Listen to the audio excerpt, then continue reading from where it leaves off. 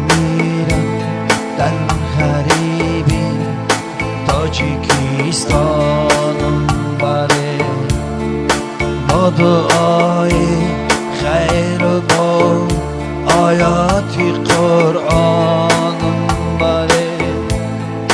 کرده است خاطر پریشانم غریبی سالها، بعدی مرگم سوی خویشانی پریشانم بره، کرده است خاطر پریشانم غریبی سالها، بعدی مرگم سوی خویشانی پریشانم بره.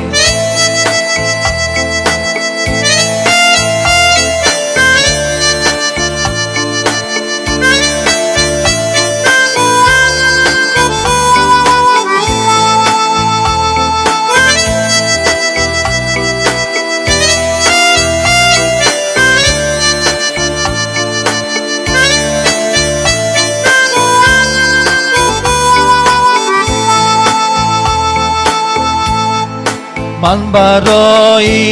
ریسکی پاره نان آمدم، سوی علی خواند و با پاره نان بره، در غریبی جسم و جانم سخت رنجوری کشید، در غریبیم نمالی تاجیکستانم بره، گر بمیرم در غریبی تاجیکستانم بره،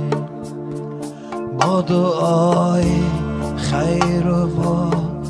آیاتی قرآنم بره، کرده است خاطر پریشانم غریبی سالها، بعدی مرگم سوی خویشانی پریشانم بره،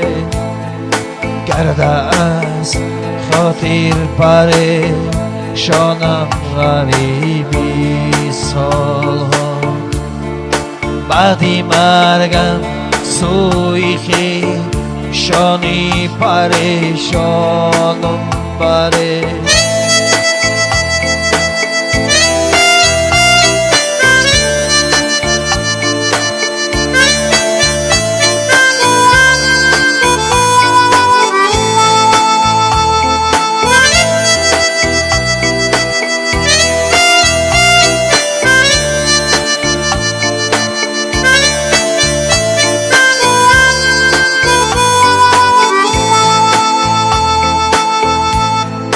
هر کجای